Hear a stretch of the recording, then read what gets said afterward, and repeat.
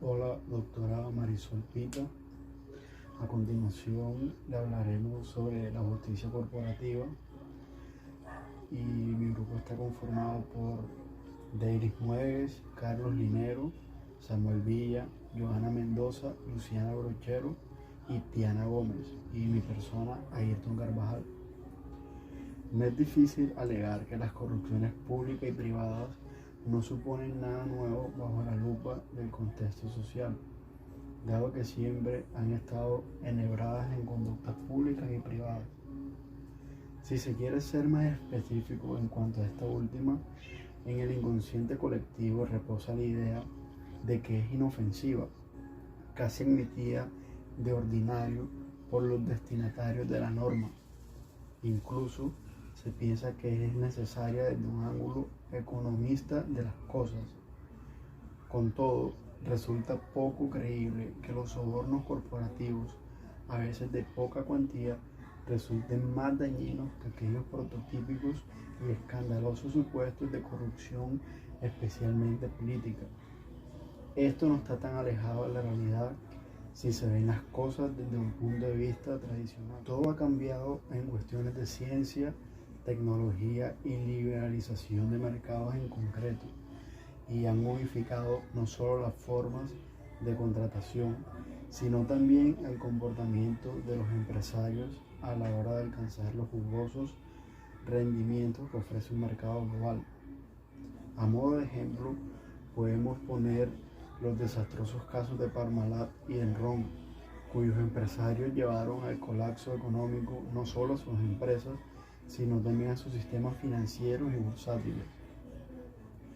Frente a ello, como ha sido ordinario en materia de producción normativa, han sido los países industrializados más importantes, concretamente Estados Unidos y la Unión Europea, quienes han puesto cartas en el asunto, situando en el escenario del derecho una serie de directrices y normas para disipar los efectos nocivos de esas malas prácticas corporativas, con la particularidad de que a la hora de legislar se le ha presentado especial atención no solo a la protección de intereses públicos, como ha sido de ordinario en la tipificación de ilícitos, sino además a intereses privados de accionistas, inversores, trabajadores, acreedores, consumidores, entre otros, a los sistemas financieros y económicos en conjunto. A continuación, mi compañero Carlos Linero le ampliará un poco más el tema. La ausencia e insuficiencia de la norma en la actualidad se urden en distintas imputaciones de responsabilidad. Se señalan incluso autoridades públicas y políticas. Donadio argumentó que más que cumplir su función de vigilar y evitar la formación de burbujas financieras, se interesó por el margen de las comisiones.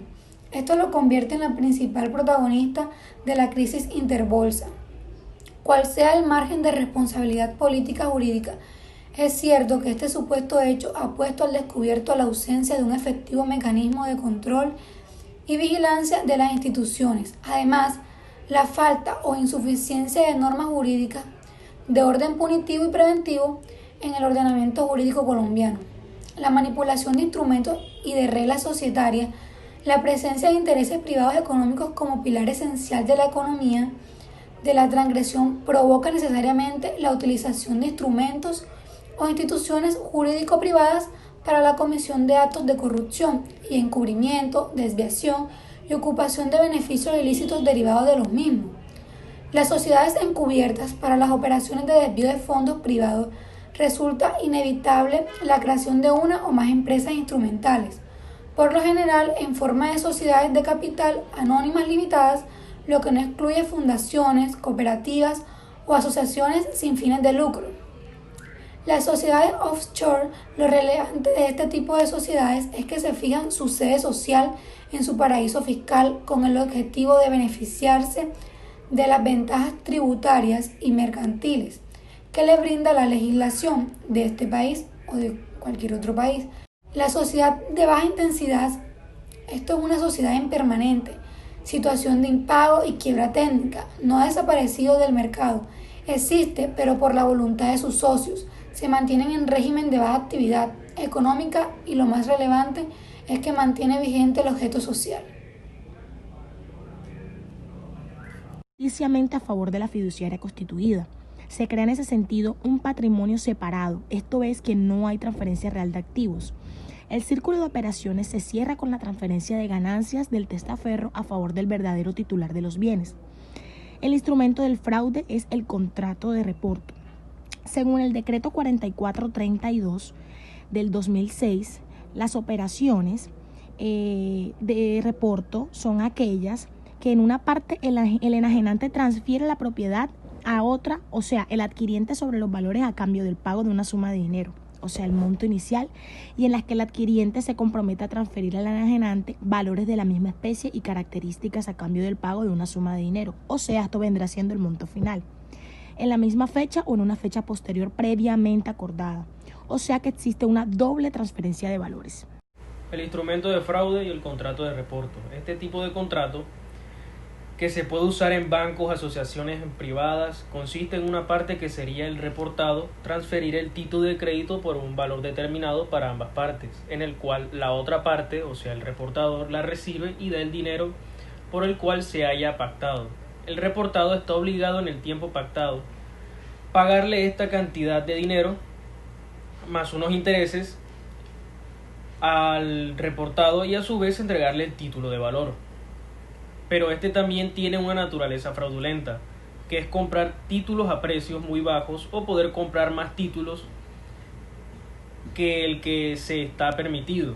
Esto se hace sin realizar su actividad real, con empresas anónimas, que se encarga de este tipo de fraude. En la compra y la venta de sociedades es un mecanismo de los más comunes, que en sí no es ilegal, pero por diferentes maniobras se puede filtrar dinero tanto como lícito como ilícito.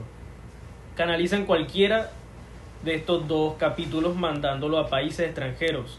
Esta maniobra se llama fuga de capital, la cual estos fraudes hace que sea muy normal que en paraísos fiscales supere por 3 al número de personas naturales cesadas. También hace notar notablemente lo común que se convierte estas irregularidades, que las hacen pasar fácilmente como si fueran legales. Una de las maniobras que usan para aumentar el número de acciones es intervenir cierta cantidad de dinero y comprar acciones, y esas acciones hacen el contrato repo, o sea que son vendidas al 70% aproximadamente.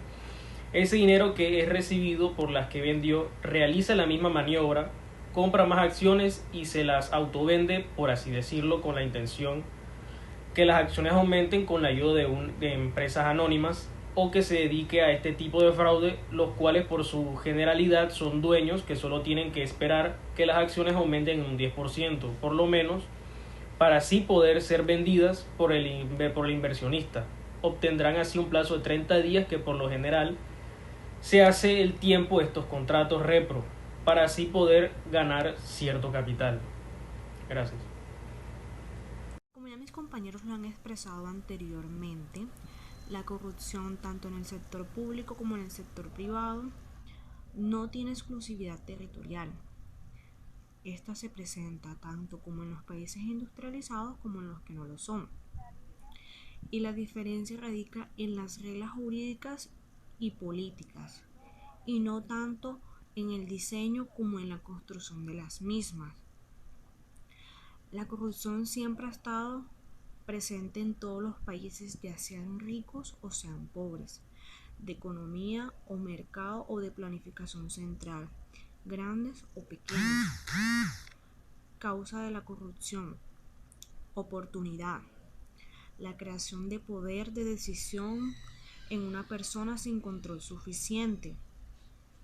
Beneficio, deriva de los ingresos que éste pueda obtener. Riesgo, viene dado por las posibilidades de que la corrupción sea descubierta y por la dureza del castigo. El autor en el libro pues también nos resalta unas reglas apropiadas para mitigar los supuestos de corrupción, y quedamos solo con un puñado de las mismas. corresponde hacer mención a herramientas que, muy a pesar de la buena intención con lo que han sido diseñadas, pues el resultado no ha sido eficaz a la hora de aplicarlas. Gracias. Bueno, la sociedad de baja intensidad es una sociedad en permanente situación de impago y quiebra técnica. Esto quiere decir que no ha desaparecido del mercado, ya que existe, pero por voluntad solamente de sus socios, que se mantiene en régimen de baja actividad económica.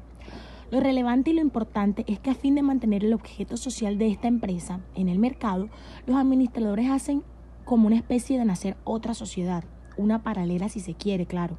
Por lo tanto, se manejan dos sociedades, una con 0 actividades y otra como con actividades, esto con la finalidad de blindarse de los acreedores. Pasamos a las sociedades fiduciarias auténticas. Esta tiene por objeto la administración o gestión de un patrimonio económico que recibe de un fiduciante o transmitente de derechos, con la obligación de transmitirlos a favor del mismo fiduciante o de un tercero beneficiario según el acuerdo entre sociedad y fiduciante. La fiduciaria solo tiene una misión, que es la actividad de gestión social. Esto es administrar activos, no solo realizar pagos, sino inversiones en capital de bolsa, gestionar una cartera de valores y representar los intereses de los tenedores de títulos valores, entre otros. Pasamos a la sociedad fiduciaria de testaferros.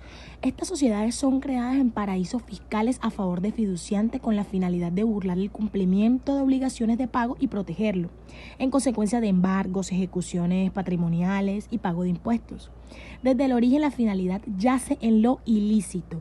La razón fundamental de su creación no es otra, sino que transferir activos. Me permito a dar la conclusión final. Cabe señalar que toda esta revisión realizada por mi grupo ha buscado dos cosas. La primera, sacar a la luz la idea de que la regulación de las actividades corporativas en los mercados bursátiles precisa ser adoptada a la exigencia de los nuevos hechos de globalización económica, la cual considero que debe hacerse en clave de interdisciplinariedad, ya sea con otras áreas del conocimiento, debido a que se trata de disipar cualquier consecuencia nociva de un mismo hecho. La segunda es mostrar la acción regulativa global a nivel de convenciones, ya sea con pactos, acuerdos, directrices, decisiones, textos y reglas jurídicas concretas, dado que descansan en el mismo eje de soluciones. Todo esto con el fin de que las instituciones legitimadas para la adopción y disipen bajo esta lógica el impacto nocivo de todos los vicios de la corrupción corporativa. Finalmente, todas las voces de justicia corporativa deberían de ser escuchadas y acogidas, partiendo de toda base empírica de que los distintos estudios en corrupción nos han arrojado que ésta existe en todo el mundo y no precisamente en niveles mínimos. Todo esto es según Salvin, el cual nos dice que no es la fuente, sino el efecto de un capitalismo depredador. En tal lógica, sería posible, por ejemplo, disipar que el 51% de fraude financiero que se registra en Colombia en los últimos tiempos, junto todo aquello indudable, también controlar a las corporaciones a fin de prevenir escándalos corporativos como todos los anteriores que hemos visto en los casos.